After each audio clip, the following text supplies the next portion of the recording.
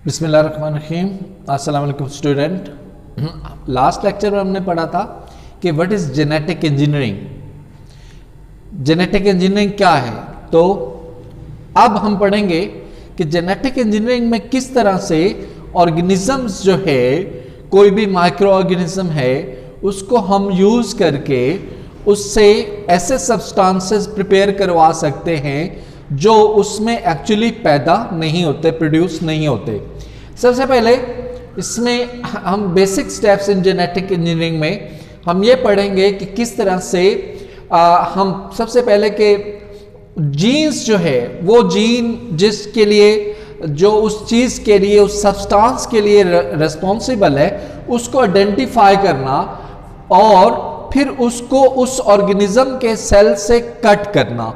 For example, insulin बनाने के jeans वो पैंक्रियास के सेल्स में होते हैं, ह्यूमन सेल्स में होते हैं।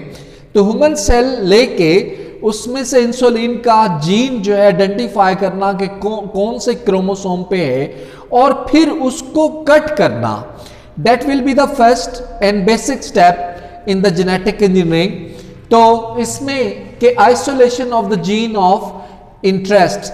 तो हमारे पास ये एक ह्यूमन सेल है, इसके अंदर ये क्रोमोसोम है और इस क्रोमोसोम के ऊपर एक ऐसा जीन है जो इंसुलिन बनाने के लिए रिस्पॉन्सिबल होता है, जो इंसुलिन बनाता है। अब हम कुछ खास एंजाइम होते हैं डीएनए को कट करने के लिए, और उनको हम कहते हैं रिस्ट्रिक्शन एंडोन्यूक्लियोसिस। उनकी हेल्प से, हम रिस्ट्रिक्शन एंडोन्यूक्लियोसिस की हेल्प से ये डीएनए को कट करेंगे, क्रोमोसोम को कट करेंगे, वो जीन इसमें से कट करके हमने निकाल लिया। और इधर हमारे पास एक होस्ट सेल है जिसको बैक्टीरियल सेल कहेंगे।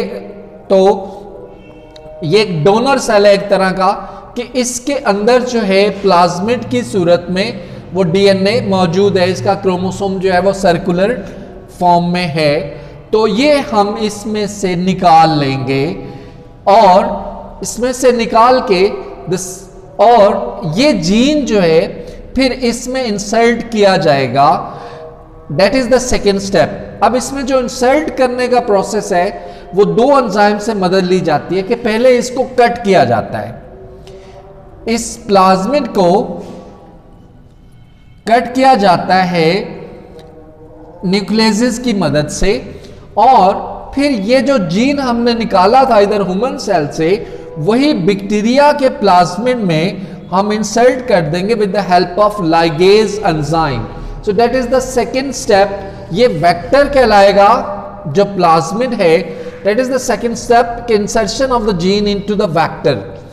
और ये हम लाइगेज की मदद से और एंडोन्यूक्लियस एंजाइम्स की मदद से ये करेंगे, क्योंकि इसके जो क्रोमोसोम है उसको कट करना, इसका सर्कुलर डीएनए इसको कट करना और फिर उसमें ये जीन इंसर्ट करना। और ये जीन इंसर्ट करने के बाद ये जो डीएनए बनेगा जिसमें ह्यूमन के इंसुलिन बनाने का जीन भी मौजूद है और असल में बैक्टीरियल डीएनए भी मौजूद है।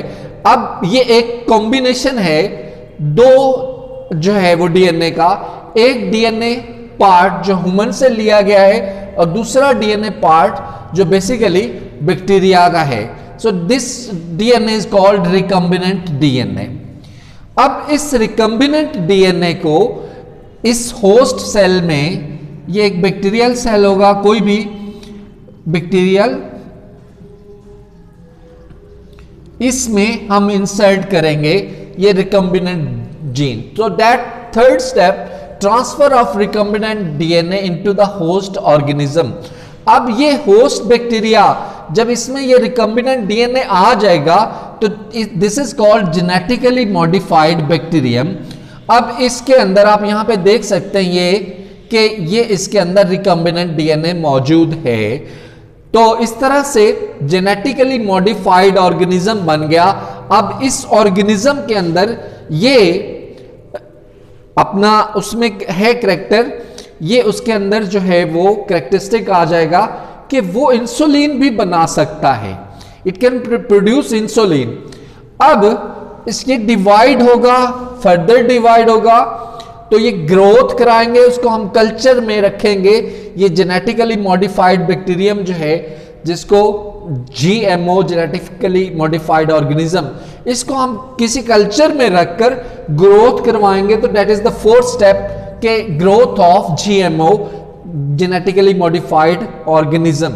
इसकी जब ग्रोथ होगी तो जाहिर है जब ये DNA अपना बैक्टीरिया ग्रो करेगा, साथ में ये DNA रिकम्बिनेंट DNA भी साथ साथ ग्रो करेगा और इस तरह से इसकी बहुत सारी कॉपीज बनती जाएंगी एंड अल्टीमेटली ये बैक्टीरिया जो है ये रिस्पॉन्सिबल होगा, क्योंकि इसके अंदर इंसुलिन का जीन मौजूद है, तो ये जीन जो है रिस्पॉन्सिबल होगा कि ये भी अब इंसुलिन बना सकता है।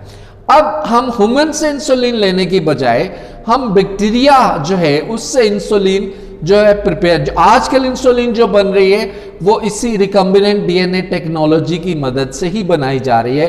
अब ये अपने आप को ये जीन्स जो हमने ह्यूमन से लिया था और बैक्टीरिया के अंदर डाला, अब ये प्रोड्यूस करेगा इंसुलिन, तो ह्यूमन इंसुलिन प्रोडक्शन होती रहेगी इस कल्चर में और उसको टाइम आफ्टर टाइम एक्सट्रैक्ट किया जाता रहेगा और इस तरह से जीन अपने आप को एक्सप्रेस करके इंसुलिन बनाना शुरू कर देगा। तो these are the 5 basic steps in the genetic engineering, और ये हम देख सकते हैं कि डायग्रामेटिकली भी नेक्स्ट पेज पे रिप्रेजेंट किए गए हैं।